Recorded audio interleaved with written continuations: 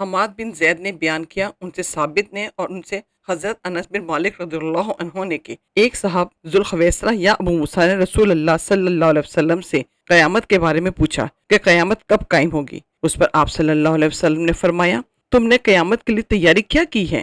انہوں نے عرض کیا، کچھ بھی نہیں سوا اس کے کہ میں اللہ اور اس کے رسول سے محبت رکھتا ہوں۔ حضرت صلی اللہ علیہ وسلم نے فرمایا، پھر تمہارا حشر بھی انہی کے ساتھ ہوگا جن سے تمہیں محبت ہے۔ حضرت انس رضی اللہ عنہ نے بیان کیا کہ ہمیں کبھی اتنی خوشی کسی بات سے بھی نہیں ہوئی جتنی آپ کی یہ حدیث سن کر ہوئی کہ تمہارا حشر انہی کے ساتھ ہوگا جن سے تمہیں محبت ہے۔ حضرت انس رضی اللہ عنہ نے کہا کہ میں بھی رسول اللہ صلی اللہ علیہ وسلم اور حضرت ابوبکر و عمر رضی اللہ عنہما سے محبت رکھتا ہوں، اور ان سے اپنی محبت کی وجہ سے امید رکھتا ہوں کہ میرا حشر انہی کے ساتھ ہوگا، اگرچہ کہ میں ان جیسا عمل نہ کر سکا۔ صحیح بخاری حدیث نمبر 3688۔ حضرت ابو ہریرہ رضی اللہ عنہ نے بیان کیا کہ رسول اللہ صلی اللہ علیہ وسلم نے فرمایا، تم سے پہلی امتوں میں محدث ہوا کرتے تھے، اور اگر میری امت میں کوئی ایسا شخص ہے تو وہ عمر ہیں۔ زکریا بن زائدہ نے اپنی روایت میں ساتھ سے یہ بڑھایا ہے کہ ان سے ابو سلامہ نے بیان کیا اور ان سے حضرت ابو ہریرہ رضی اللہ عنہ نے کہ نبی کریم صلی اللہ علیہ وسلم نے فرمایا، تم سے پہلے بنی اسرائیل کی امتوں میں کچھ لوگ ایسے ہوا کرتے تھے کہ نبی نہیں ہوتے تھے، اور اس کے باوجود فرشتے ان سے کلام کیا کرتے تھے، اور اگر میری امت میں کوئی ایسا شخص ہو سکتا ہے تو وہ عمر ہیں۔ صحیح بخاری حدیث نمبر 3689۔ ایوب نے بیان کیا، ان سے ابن ابی ملیکہ نے اور ان سے مسرور بن مخرمہ نے بیان کیا کہ جب حضرت عمر رضی اللہ عنہ زخمی کر دیے گئے تو آپ نے بڑی بے چینی کا اظہار کیا۔ اس موقع پر ابن عباس رضی اللہ عنہما نے آپ سے تسلی کے طور پہ کہا کہ اے امیر المومنین، آپ اس درجہ گھبرا کیوں رہے ہیں؟ آپ رسول اللہ صلی اللہ علیہ وسلم کی صحبت میں رہے اور حضور صلی اللہ علیہ وسلم کی صحبت کا پورا حق ادا کیا، اور پھر جب آپ حضرت صلی اللہ علیہ وسلم سے جدا ہوئے تو حضور صلی اللہ علیہ وسلم آپ سے خوش اور راضی تھے۔ اس کے بعد ابوبکر رضی اللہ عنہ کی صحبت اٹھائی اور ان کے صحبت کا بھی آپ نے پورا حق ادا کیا، اور جب جدا ہوئے تو وہ بھی آپ سے راضی اور خوش تھے۔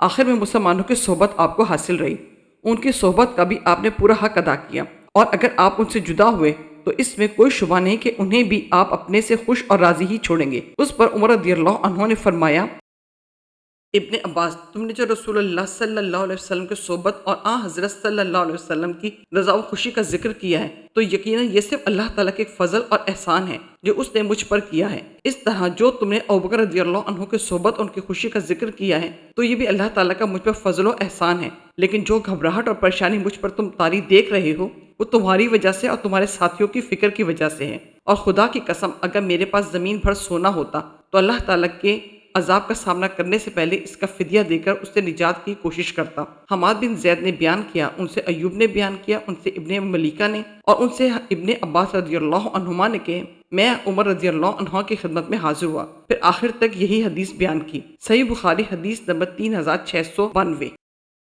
عثمان بن محب نے بیان کیا کہ مصر والوں میں سے ایک نامعلوم آدمی آیا اور حج بیت اللہ کیا، پھر کچھ لوگوں کو بیٹھے ہوئے دیکھا تو اس نے پوچھا، یہ کون لوگ ہیں؟ کسی نے کہا کہ یہ قریشی ہیں۔ اس نے پوچھا کہ ان میں بزرگ کون صاحب ہیں؟ لوگوں نے بتایا کہ یہ عبداللہ بن عمر ہیں۔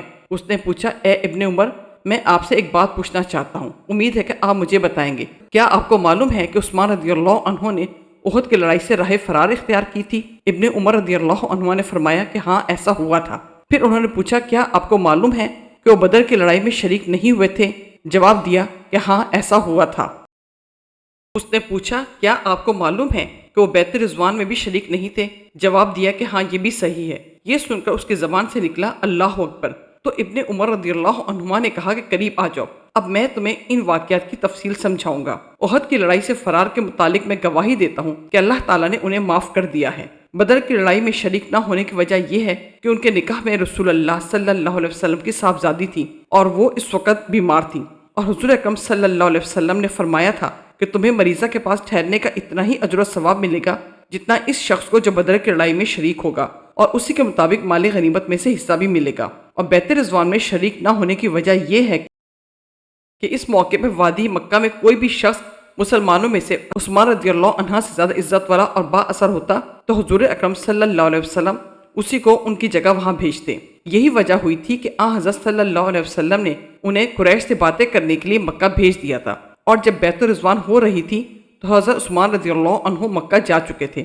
اس موقع پر حضور اکرم صلی اللہ علیہ وسلم نے اپنے داہنے ہاتھ کو اٹھا کر فرمایا تھا کہ یہ عثمان کا ہاتھ ہے، اور پھر اسے اپنے دوسرے ہاتھ پر ہاتھ رکھ کر فرمایا تھا یہ بیعت عثمان کی طرف سے ہے۔ اس کے بعد ابن عمر رضی اللہ عنہما نے سوال کرنے والے شخص سے فرمایا کہ جا ان باتوں کو ہمیشہ یاد رکھنا۔ ہم سے مسدد نے بیان کیا، کہا ہم سے یحییٰ نے بیان کیا، ان سے سعید نے، ان سے قتادہ نے، اور ان سے انس رضی اللہ عنہ نے بیان کیا کہ نبی کریم صلی اللہ علیہ وسلم جب احد پہاڑ پر چڑھے اور آپ کے ساتھ ابوبکر، عمر اور عثمان رضی اللہ عنہم بھی تھے تو پہاڑ کانپنے لگا۔ آپ نے اس پر فرمایا احد ٹھہر جا، میرا خیال ہے کہ حضور نے اسے اپنے پاؤں سے مارا بھی تھا کہ تجھ پر ایک نبی، ایک صدیق اور 2 شہید ہی تو ہیں۔